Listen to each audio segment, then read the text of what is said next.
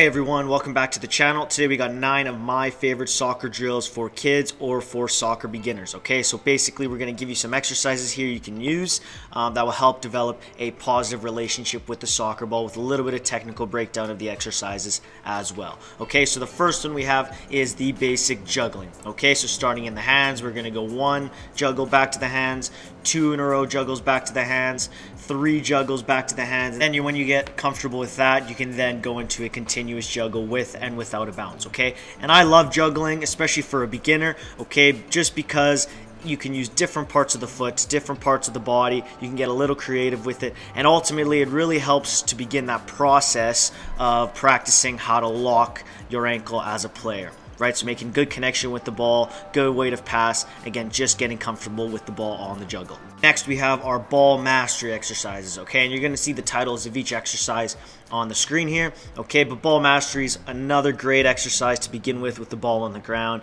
You again getting comfortable with the ball at your feet, you're practicing the balance, you're practicing manipulating your body with the ball, using, again, different parts of the foot, okay, so again, practicing these basic ball mastery exercises really helps you develop that positive relationship with the soccer ball, as well as helps you improve your general ball control and your dribbling. So you can do these exercises either stationary to start, okay, and then as you get a little bit more comfortable, you can then integrate a little bit of movement in side to side, forward and back as well. Next, we have linear dribbling. All right, so we've set up 2 cones about 20 yards apart from one another, and we're just practicing dribbling in a straight line with both feet. Okay, and although it seems like a very simple exercise, all right, it's just getting practice with dribbling the ball at a little bit more speed compared to something like the ball mash we did earlier. Okay, so we're using the laces, so we're pointing the toe down, we're locking the ankle, we're changing speeds as we get a little bit more comfortable with the exercise. All right, again, we're just practicing dribbling in that straight line with our eyes up as best we can. Next, we got some cone slaloms. Okay, so similar to the ball mastery we did at the beginning. All right, but now we're just trying to manipulate the ball in and around a few cones in a straight line. Okay, so we've gone with a lot of different parts of the foot again. All right, and as we get a little bit more comfortable, you can increase the speed, as well as you can try and practice getting the eyes 1, 2, 3 steps ahead. Okay, and the big thing here is trying to keep a low center of gravity. Okay, so keeping the knees bent, moving the body side to side with the ball. All right, again, just practicing manipulating the ball side to side with the body as well. Okay, so keeping that balance, finding that rhythm, and again, practicing all different parts of the foot.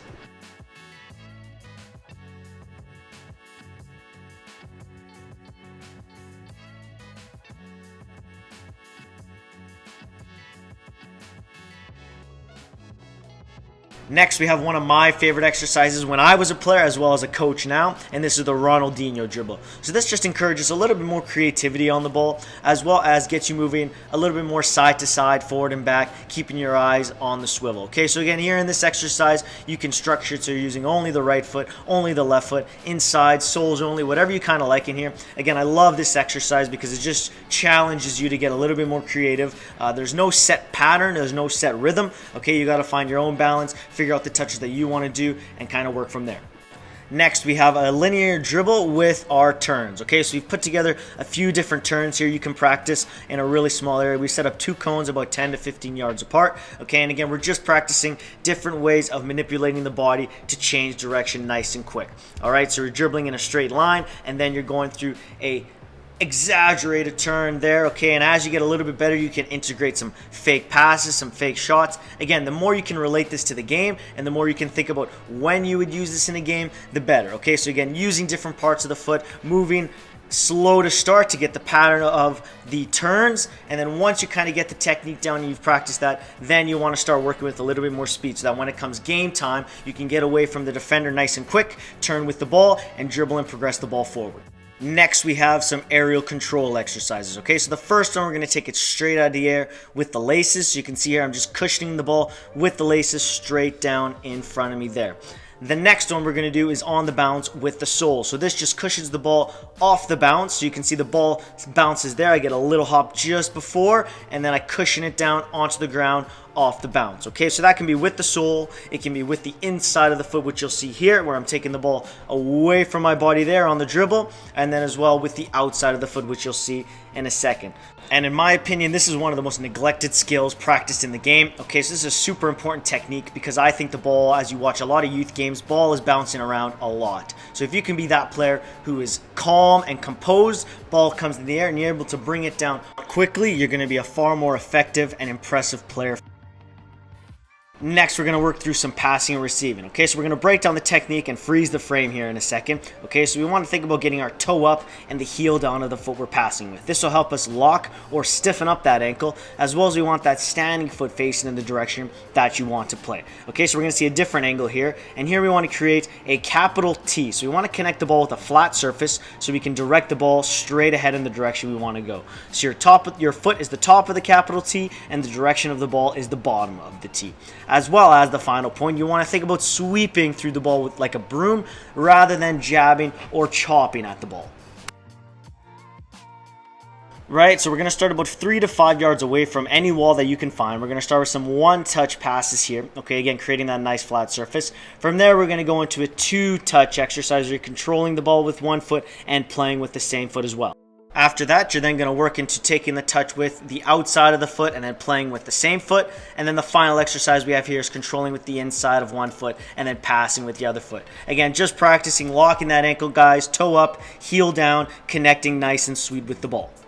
And last but not least, we're going to focus on a little bit of ball striking with the laces. Okay, so first things first, guys, we want to make sure we're taking a big touch diagonally out of our feet, about 3 to 4 steps. This just ensures we're able to approach the ball at the correct angle with a good amount of speed. From there, I'm going to approach the ball and I'm going to ensure my standing foot is right next to the ball as I strike it, as well as facing in the direction that I want to strike the ball. From there, my left arm is up. This is my opposite arm compared to the leg that I'm striking with, and this just ensures I'm able to keep a little bit more balance in that striking position. From there, I really want to reiterate, guys, that you want to land on the foot you strike with. This ensures a bit more power in the strike as well as balance. And finally, you want to finish with your hips facing in the direction that you want to strike the ball here. Next, we're going to look at a slightly different angle. So again, here, I've pushed the ball out of my feet. I've got my eyes up to aim, and I want to pick a side right away as I get my eyes up. All right, from there, I'm going to, again, approach the ball with a little bit of speed, and then just as I'm about to strike the ball, I'm going to keep my eyes down, and I'm actually going to watch my foot make connection with the ball. This just ensures you keep your eyes down on the ball, you make a good connection, all right, and you don't take your eyes up too early. Again, you can note here, guys, that my standing foot is right next to the ball, okay? It's not behind it, it's not in front of it. I really want to make sure that standing foot is right next to the ball as best I can underneath me, okay? So you can see here, I'm following through the ball. I got a little bit of power there. I want to try and keep my shoulders down, eyes up, then down on the ball, and then striking through it.